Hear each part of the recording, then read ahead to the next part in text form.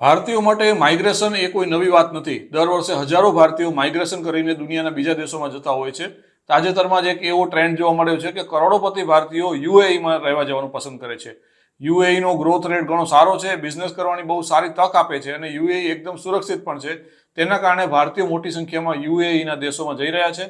UAE actually 7 દેશોનો સમૂહ છે, જેમાં અબુધાબી, દુબઈ, શારજા અને અજમાન સામેલ છે। મિડલ ક્લાસના લોકો સારા ફ્યુચર માટે વિદેશ જાય તે તો સમજી શકાય, પરંતુ અત્યંત ધનિક લોકો જેની પાસે કરોડોની સંપત્તિ છે એવા લોકો પણ અત્યારે વિદેશમાં માઇગ્રેશન કરી રહ્યા છે। ગયા વર્ષે ભારતથી લગભગ 5100 ધનાઢ્ય લોકો વિદેશ જતા રહ્યા હતા અને આ તમામ પાસે ઓછામાં ઓછા $10 લાખની સંપત્તિ હતી, છતાં તેમણે દેશ છોડી દીધો હતો।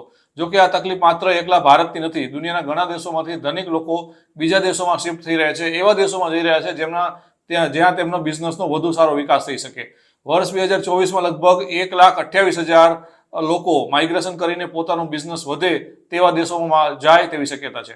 ચાલુ વર્ષમાં લગભગ 4,300 કરોડપતિ ભારતીયો વિદેશ રહેવા જશે તેવું માનવામાં આવે છે, જેમાંથી મોટા ભાગના યુએઈ જશે।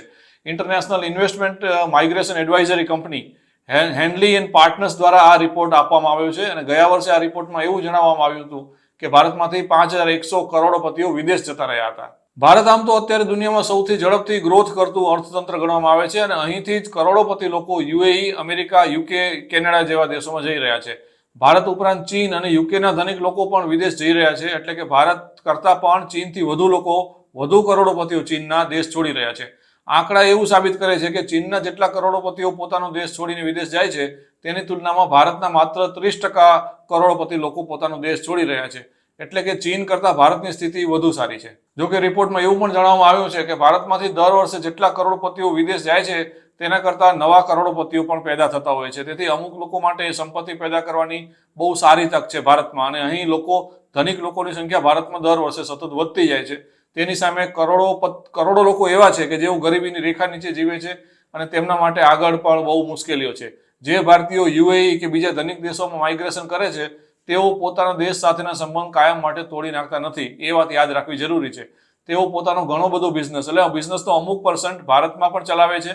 ભારતમાં તેમનું પોતાનું સેકન્ડ હોમ હોય છે અને થોડા સમયે તેઓ ભારતની મુલાકાતે પણ આવતા હોય છે। યુએઈને એટલા માટે પસંદ કરવામાં આવે છે કે ભારતથી તે બહુ દૂર નથી, ત્યાં સેટલ થવું સહેલું છે। ભારતની ઘણી પ્રાઇવેટ બેન્કો અને વેલ્થ મેનેજમેન્ટ પ્લેટફોર્મ યુએઈમાં અત્યારે સક્રિય થયા છે। ભારતની ઘણી કંપનીઓ યુએઈમાં પોતાની હાજરી વધારે છે અને ત્યાં ભારતીય પરિવારોને પણ સર્વિસ આપે છે। રિપોર્ટમાં એવું જણાવાયું કે દુનિયાભરમાંથી અમીર લોકો જ્યારે વિદેશમાં શિફ્ટ થવાનું વિચારે ત્યારે તેઓ પહેલી પસંદગી અમેરિકાને અને બીજી પસંદગી યુએઈના જે 7 દેશો છે તેમને આપે છે।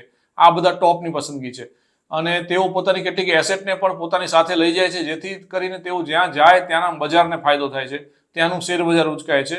ધનિક લોકો જ્યારે કોઈ દેશમાં સેટલ થાય ત્યારે ત્યાં પોતાનું બિઝનેસ સ્થાપે તો ત્યાં સારા પગારની જોબ પેદા કરે છે અને ત્યાંના મિડલ ક્લાસને પણ ફાયદો થાય છે। અમેરિકામાં આપણે જોયું કે માઇક્રોસોફ્ટ, એપલ, ટેસ્લા એ બધા તેના ઉદાહરણ છે, કારણ કે આ 3 કંપનીઓના કારણે અમેરિકામાં એક વિશાળ મધ્યમ વર્ગ સર્જાયો છે અને તેને બહુ સારો સેલેરી મળે છે।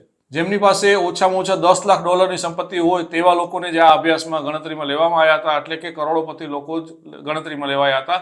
હાઈ નેટવર્થ લોકો ઘણા કારણોથી બીજા દેશોમાં જતા હોય છે। તેઓ સેફટીને સૌથી પહેલી પ્રાથમિકતા આપે છે અને બીજી પ્રાથમિકતા હોય છે નાણાકીય વળતરની, એટલે કે તેમનો બિઝનેસ ત્યાં જામી જવો જોઈએ। આ ઉપરાંત તેઓ ટેક્સના લાભ, રિટાયરમેન્ટ પછીના લાભ, બિઝનેસની તક, વધુ સારી લાઇફસ્ટાઇલ અને બાળકોના એજ્યુકેશનની સગવડ કેવી છે, હેલ્થકેરની સુવિધા કેવી છે અને ઓવરઓલ લાઈફની ગુણવત્તા કેવી છે, આ બધા બાબતોને ધ્યાનમાં રાખીને માઇગ્રેટ થતા હોય છે।